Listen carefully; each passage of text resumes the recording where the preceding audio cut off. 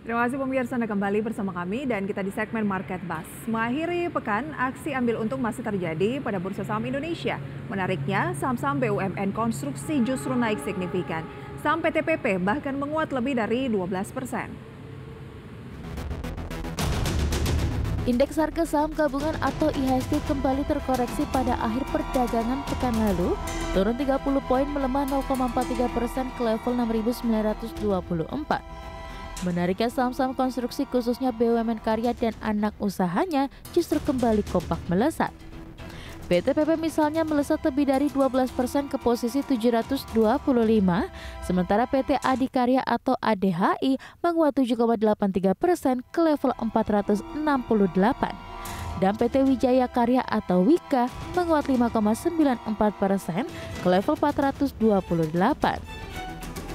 Saham-saham anak usaha dari perusahaan BUMN karya ini juga mengalami penguatan signifikan sepanjang sesi 1 seperti PP Presisi atau PPRE, Wijaya Karya Bangun Gedung atau WEGE, Wika Beton atau Weton, serta Adi Komuter Properti atau ADCP. Beberapa sentimen yang mengiringi kenaikan sektor konstruksi BUMN adalah perolehan kontrak baru serta komitmen emiten untuk meningkatkan akselerasi pembangunan infrastruktur. PT PP Persero meraup kontrak baru senilai 22,5 triliun rupiah sampai dengan akhir Agustus 2023. Pihak perusahaan menuturkan perolehan kontrak baru mencerminkan pertumbuhan sebesar 40% secara tahunan.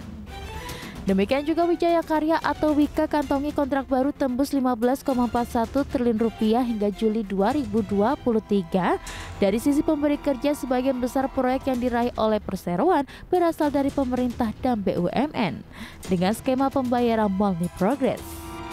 Sentimen positif lainnya adalah pemerintah yang menambah suntikan modal untuk 2 BUMN pada tahun depan, yaitu Wika dan Hutama Karya senilai 12 triliun rupiah. Caranya dengan mengubah komposisi pembiayaan dan utang pada tahun depan. Hal ini disampaikan Menteri Keuangan Sri Mulyani saat raker bersama Banggar DPR RI. Meski demikian, sentimen negatif juga belum luput seperti utang jumbo BUMN karya terhadap BUMN. Utang jumbo BUMN karya ini dinilai beresiko menggerus laba Himbara pada tahun ini. Berbagai sumber, IDX Channel.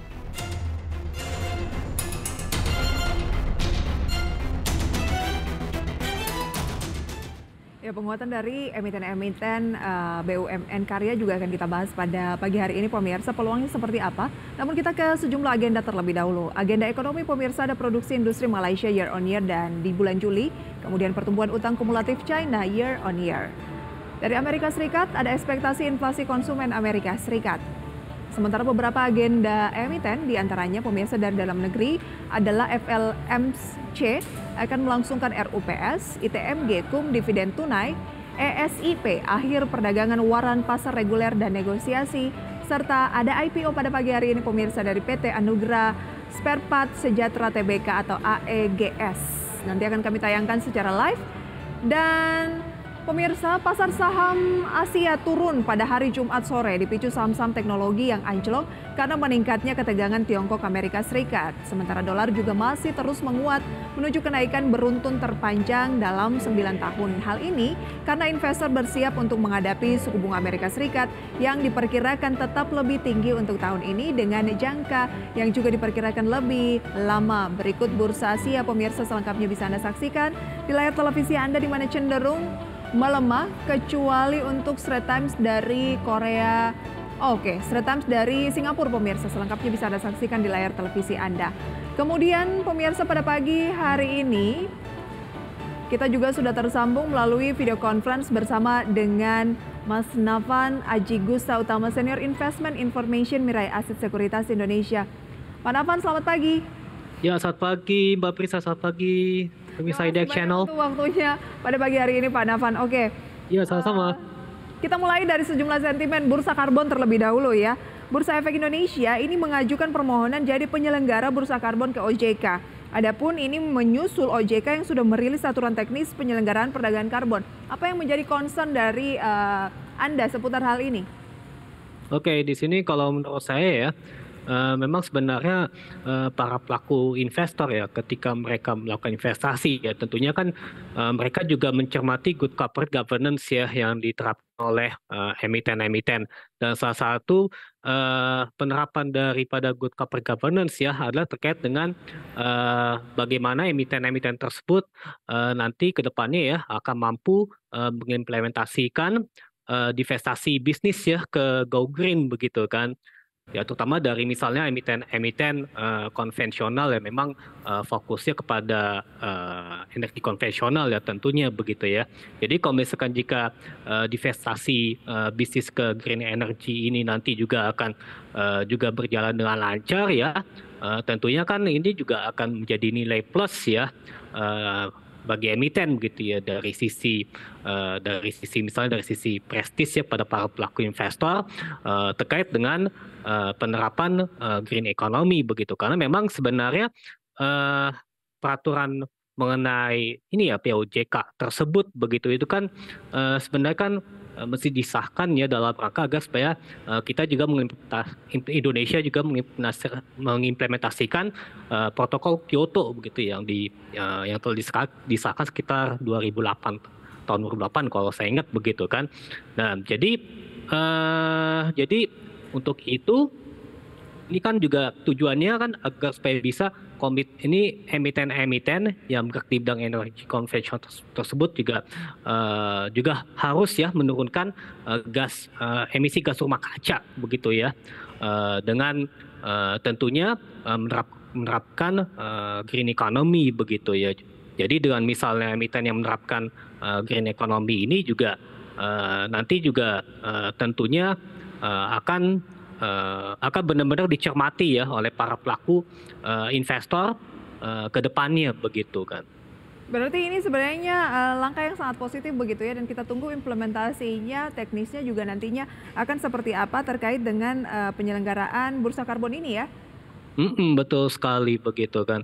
Karena memang kita komitmennya adalah dalam rangka pengembangan energi baru dan terbarukan begitu. Jadi kita misalkan sebagai emiten nanti akan mampu ya membuat lompatan teknologi ya kalau menurut saya begitu. Karena memang inilah yang akan menjadi energi masa depan ya dalam rangka untuk sebagai penggerak daripada peningkatan kinerja baik itu dari sisi top line maupun juga dari sisi bottom line begitu, karena untuk energi konvensional ke depannya juga pasti juga akan ditinggalkan ya begitu oleh para pelaku investor. Baik. Kita bergeser ke sentimen lainnya ya Pak Navan, yaitu terkait dengan pasar modal ataupun saham, di mana kita simak pada akhir pekan lalu saham-saham konstruksi BUMN khususnya BUMN Karya tentunya dan anak-anak usahanya kompak mengalami penguatan lagi. Apa rekomendasi Anda dan apa hal yang harus dicermati terkait dengan penguatan saham-saham konstruksi tersebut? PTPP misalnya bahkan melesat dalam sehari ini 12%. Oke, di sini kalau misalkan jika kita cermati ya sebenarnya kenaikan kinerja daripada emiten-emiten berbasis BUMN Karya ini juga sejalan dengan kenaikan volume ya secara signifikan.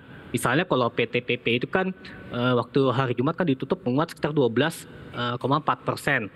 Dan hal tersebut juga diimbangi dengan kenaikan volume secara signifikan di kisaran 400% begitu kan jika dibandingkan dengan sebelumnya.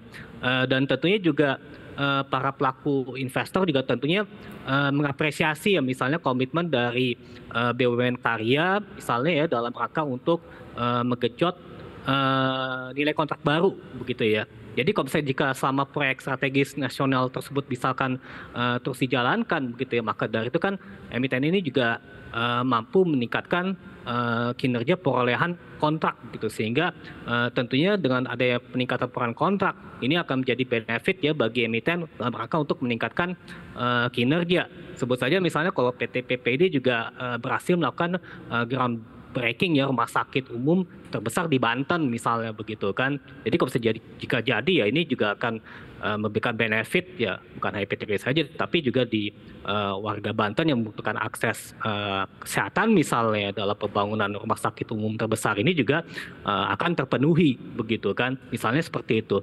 Terus kalau misalkan jika untuk Wika memang kalau untuk Wika ini dia kenaikannya tidak terlalu signifikan dibandingkan dengan PTPP ya, hanya di kisaran 6% pada waktu itu. Tapi kan kalau dari sisi kenaikan volume ini juga sangat besar, sekitar 900%-an begitu. Dan juga di sisi lain Ini Wika ya, walaupun masih belum catatkan net profit ya pada kuartal kedua ya, tapi setidaknya hingga Juli 2023 itu berhasil memperoleh kontrak baru ya di kisaran 15,4 triliun begitu kan, dan memang ini juga banyak sekali ditunjang oleh membangun infrastruktur strategis nasional, jadi seperti itu ya.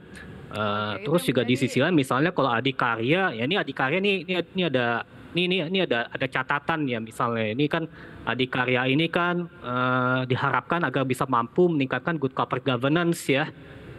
Jadi kalau bisa jika bisa menerapkan Adikarya mampu menerapkan good corporate governance ya, maksudnya ya begitu ya, nanti juga dia juga bisa bisa mampu terus untuk melunasi obligasi ya, obligasi Oke, berkelanjutan begitu oke kan, Pak karena memang Nafan. sejauh ini ID-nya sih ratingnya sih bagus sih, ID negatif begitu kan. Pak Nafan, tapi apakah itu cukup untuk menjadi sentimen kenaikan yang cukup pesat Hmm, pada perdagangan akhir pekan lalu? Karena ini kompak, ada PT hmm, PP, hmm. ADI, Wika, kemudian juga Wika Beton, ADI Komuter Properti, PP Presisi atau PPRE, kemudian juga Wijaya Karya Bangun Gedung atau WG. Anda tidak melihat bahwa di sana ini lebih ke spekulatif?